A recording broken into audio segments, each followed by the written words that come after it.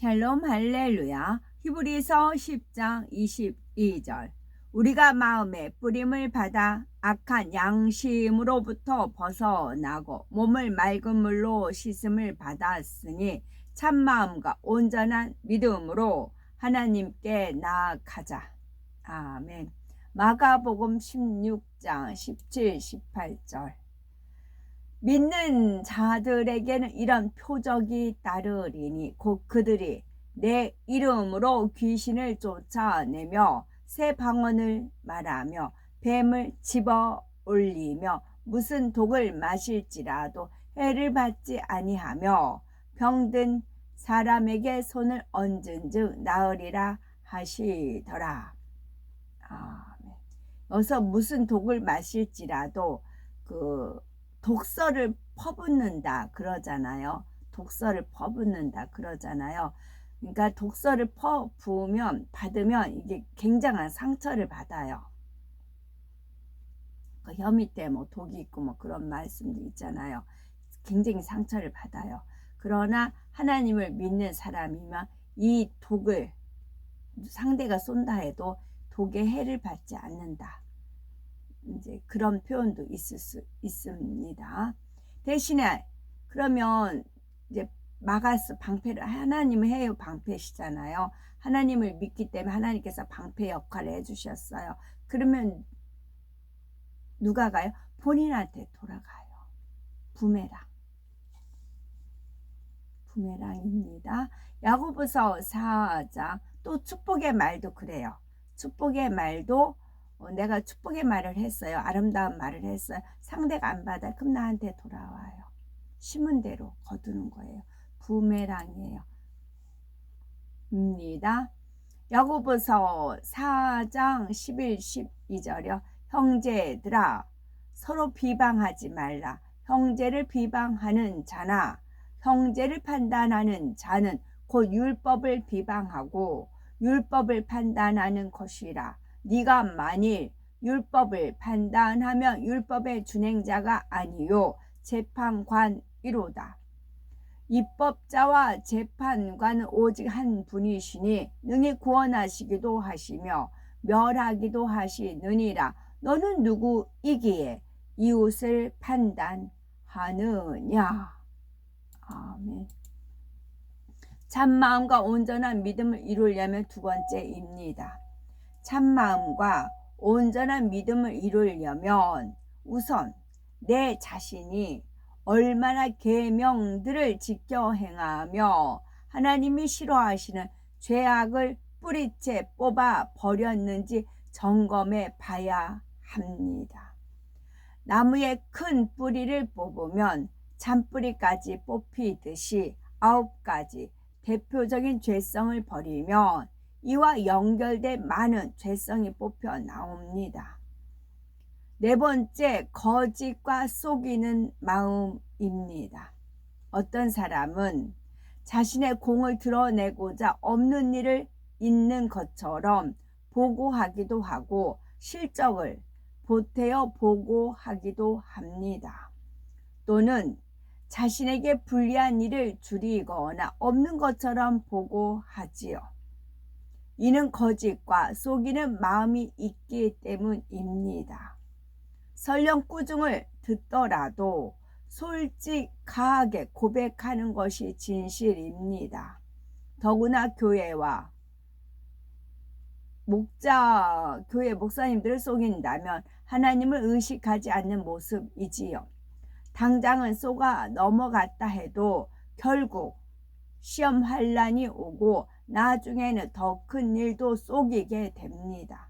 아무리 사소한 일도 속이려 하고 거짓말하거나 숨기려는 마음 자체가 없어야 합니다. 다섯 번째는 판단입니다. 사람은 자기 생각이나 지식 또는 자기 보기에 선과 의를 기준으로 판단을 하지요. 사람의 겉으로 보이는 행위는 같아도 각 사람마다 중심은 다릅니다. 중심을 보시는 하나님만이 모든 것을 아심으로 판단 정죄는 교만임을 알아야지요. 더욱이 판단하면 대부분이 수군거리고 헤아리고 비방과 정죄가 따릅니다. 상대 앞에서는 잘 대해준다 해도 다른 사람에게는 그에 대해서 안 좋은 말을 전하거나 비방하는 것이지요. 이는 이중적인 모습입니다. 특히 분별한다는 명목으로 이런저런 말을 하거나 안 좋은 말을 퍼뜨리는 일도 경계해야 합니다. 사람의 외모를 보고 판단하거나 남의 이야기나 소문만 듣고 판단하는 사람은 자기 안에 큰 악의 뿌리가 있음을 인정해야 합니다. 6번째는 변개함입니다. 한번 정한 일은 변개함 없이 지키는 것이 진리입니다. 자신과의 약속은 물론 다른 사람과의 약속을 쉽게 변경하고 더욱이 하나님 앞에 약속한 것도 수시로 바꾸는 사람이라면 변개함의 속성이 많음을 깨달아야지요. 아무리 작은 일도 마음에 정하고 입으로 낸 것은 그대로 지키는 습관을 들여야 되는 것입니다. 7번째, 간음. 간음은 하나님께서 너무나 싫어하시는 죄입니다. 요즘은 선정적인 장면을 쉽게 볼 수 있지요. 정숙하고 깨끗한 삶을 추구하기보다는 정욕을 자극하면서 아름답다고 여기는 세대에 우리는 살고 있지요. 우리는 이런 환경에 접할 때 어떤 마음이 드는지요. 하나님께서는 중심을 감찰하며 순간 스치는 생각이나 눈빛 하나에 담긴 마음도 아십니다. 마음과 행실에 부끄러운 모습이 없어야 하지요.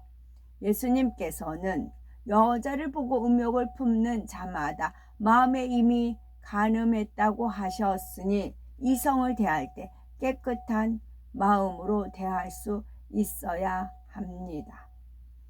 8번째는 욕심, 사심, 탐심입니다. 여기에는 물질, 명예, 권세에 대한 욕심도 포함이 됩니다. 자존심, 인정받으려는 마음, 자기를 고집하고 내 것과 내 가족을 더 중요시하는 사사로운 마음도 마찬가지입니다. 사심과 욕심으로 인해서 많은 악이 나오지요. 욕심을 채우기 위해서 남을 속이고 원하는 대로 채우지 못하면 미움, 시기, 살인, 분냄이 나옵니다.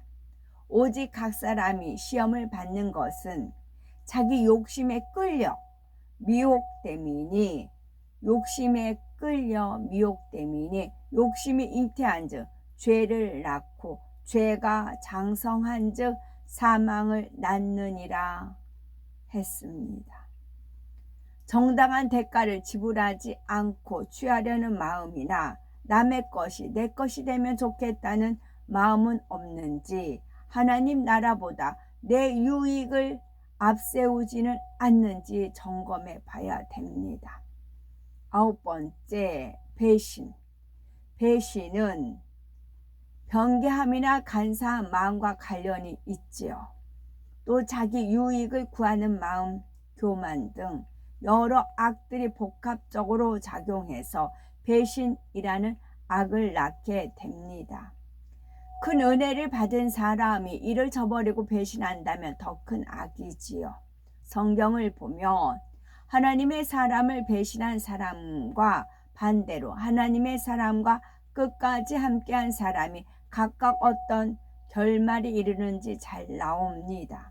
한 예로 다윗이 연단 받는 중에도 그와 끝까지 함께한 사람이 받은 축복과 그를 배신하고 떠난 사람의 비참한 결말이 잘 기록되어 있습니다. 이러한 성경적인 교훈이 아니라도 배신은 너무나 추한 행위임을 알아서 근본 뿌리까지 철저히 뽑아야 하지요. 하나님께서 기뻐하시는 참마음과 온전한 믿음을 소유하기 위해서는 첫째로는 양심의 악을 깨닫는 것이 매우 중요합니다. 자신의 악을 발견해서 버리는 만큼 참마음과 온전한 믿음을 이룰 수 있기 때문이지요. 참마음과 온전한 믿음을 소유하기 위해서는 둘째로 몸을 맑은 물로 씻어야 합니다. 몸을 맑은 물로 씻는다는 것은 하나님 말씀대로 행하는 과정을 의미하지요. 영적으로 물은 하나님의 말씀을 뜻합니다. 하나님의 말씀에 버리라 하시면 버리고 하지 말라 하시면 하지 않으며 지키라 하시면 지키고 하라 하시면 하는 것이 바로 맑은 물 곧 하나님의 말씀으로 씻는 것입니다. 몸을 맑은 물로 씻기 위해서는 이런 하나님의 말씀에 비추어 미움, 음욕, 탐심, 거짓, 시기, 혈기 등 자신에게 있는 악을 깨달아 부지런히 버려야 합니다. 다투고 혈기 내던 사람은 혈기를 버리고 온유한 사람으로 변해야 하지요. 사심과 욕심 가운데 높아지고 섬김 받으려는 사람은 낮아지고 섬기며 미움과 시기, 질투가 있는 사람은 원수까지 사랑하는 마음으로 변화되어야 합니다. 그런데 죄를 버리고 진리로 변화되는 것은 사람의 힘과 의지로만 되는 것이 아니므로 하나님의 능력을 받아야 합니다. 하나님의 말씀과 기도로 거룩하여 지민이라 말씀하셨지요. 따라서 하나님의 말씀대로 행하고자 힘쓰고 애쓰며 동시에요. 불같은 기도를 통해 하나님의 능력과 은혜, 성령의 도우심을 받아야 됩니다. 죄성은 그냥 이 죄를 버리게 해주세요 해서는 앵간해서는 안 버려져요. 찔겨요. 그래서 성령의 불로 태워야 돼요. 막 이렇게 기도를 하다 보면 하나님의 은혜와 능력이 주고 또 성령이 강하게 역사할 때가 있어요. 그래서 성령의 불로 태워야 돼요. 죄성들을 태워나가야 돼요. 그래서 피 흘리기까지 싸우고 피 흘리게 싸웠으면 그 싸운 그 피 흘리기까지 죽은 사체죠. 죄성. 그걸 성령의 불로 아예 소재 태워버려야 돼요. 번제 태워버려야 돼요. 나 자신을 하나님 앞에 번제로 드려요. 그럼 다 태운 거잖아요. 하나님 앞에 내 자신을 번제로 드려요. 번제는 불로 태우는 제사잖아요. 그러면 죄성도 다 태워져서 없어진다고요. 나 자신을 하나님 앞에 번제로 안 드리니까 죄성들이 살아서 남는 겁니다. 번제로 드려보세요. 죄성 다 내가 죽었는데 뭔 할 말이 있고 죄질 뭐가 있어요. 하나님 앞에 번제로 드린다 생각을 하시고 기도하시면 버려진다고요. 질질질질 끓고 따라서 하나님 말씀대로 행하고자 힘쓰고 애쓰며 동시에 불같은 기도를 통해 하나님의 능력과 은혜, 성령의 도우심을 받아야 합니다. 포기하지 않고 계속하여 진리를 쫓아 나갈 때 마음에 있는 죄성이 버려지고 그 행위가 거룩해집니다.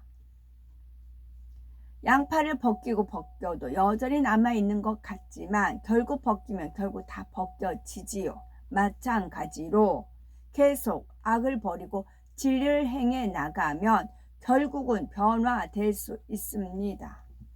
하나님께서 반드시 온전케 하시리라는 소망을 가지고 불같은 기도의 향을 올리며 말씀대로 행해 나가면 참마음과 온전한 믿음을 소유할 수 있습니다. 이게 된다고요. 이게 됩니다. 해보세요. 그러면 참마음과 온전한 믿음을 소유했을 때 어떠한 축복이 임할까요?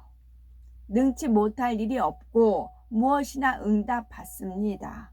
들어와도 나가도 복을 받게 되고 가정, 일터, 사업터는 물론 주변에서 함께하는 사람까지 복을 받습니다. 따르는 표적으로는 성경이 참임을 증거하며 많은 영혼을 구원하게 됩니다.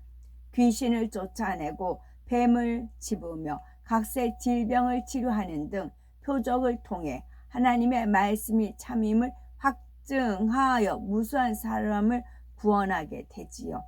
뱀을 집으며 뱀 사단 그런 것이 되겠지만 어떤 사람이 어떤 행동을 했는데 좀 깨름칙하고 좀 석연치 않아요. 왜 저런 모습이 나왔을까?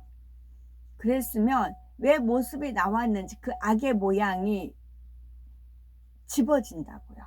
아까 이제 성령의 열매도 9가지가 있지만 또 이 죄의 모양도 이제 대표적 9가지가 있어요. 그럼 거기서 왜 이 사람이 이런 모습이 나왔는지 그 사람 악의 모양까지 찝어낼 수가 있다고요. 그래서 방어를 할 수가 있어요. 적을 알아야 백전백승이라고요. 내 자신을 우선 알아야 되죠. 나를 알고 적을 알아야 백전백승인 거예요. 나 자신을 알아야 되고 내가 어둠이 있는데 저 사람 어둠이야 해봤자 소용없어요. 더 어둠과 어둠이면 더 진해집니다. 내가 깨끗했을 때, 내가 백이었을 때, 흰색이었을 때 그때 보이는 겁니다. 그때 찝을 수가 있는 거예요. 오히려 뱀한테 물립니다. 독사에 쏘입니다. 그러니까 내가 죄가 없어야 되는 거예요. 뿐만 아니라 악한 자가 만지지도 못합니다. 질병이 틈타지 않으며 영적인 권세가 있기에 어떤 어둠의 세력도 해를 가할 수 없습니다. 원수마귀 사단이 송사할 만한 죄악이 없으니 시험이나 환난을 가져다 줄 수 없지요. 성령의 주관을 정확히 받으며 그에 온전히 순종합니다. 성령은 하나님의 깊은 것이라도 통달하심으로 성령의 인도를 받으면 만사가 형통합니다. 어디를 가든지 인정과 사랑을 받는 위치에 오를 수가 있는 거지요. 무엇보다 귀한 축복은 천국의 가장 영화로운 처소인 새 예루살렘에 들어가는 것입니다. 황금 보석으로 지어진 아름다운 집에서 수많은 천사들의 시중을 받으며 영화로운 삶을 누립니다. 항상 각종 연회가 열리며 새롭고 행복한 일로 가득한 그곳에서 하나님과 주님의 사랑을 받으며 영원히 살아가지요. 그러므로 신속히 참마음과 온전한 믿음을 이루어 하나님의 은혜와 축복을 넘치게 받으며 천국에서도 존귀한 자가 되어야 되겠지요.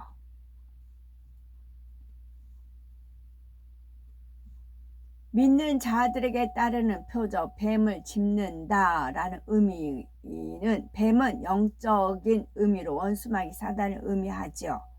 믿는 자가 뱀을 짚는다는 것은 교회 안에 발생하는 사단의 회를 영적으로 회파하는 것을 말합니다. 예를 들어서 두 사람 이상이 모여서 불평 불만의 말을 내고 판단 정죄 이간질로서 문제를 일으키는 등 교회 안에서 분리하여 당을 짓는 것이 사단의 회이지요. 교회 안에 이러한 사단의 회가 생기면 사랑이 식어버리며 하나님의 역사가 끊어집니다. 5단계 믿음에 이른 사람은 이러한 사단의 회를 꿰뚫어 보고 말씀의 권세로 깨트릴 수 있습니다. 아멘.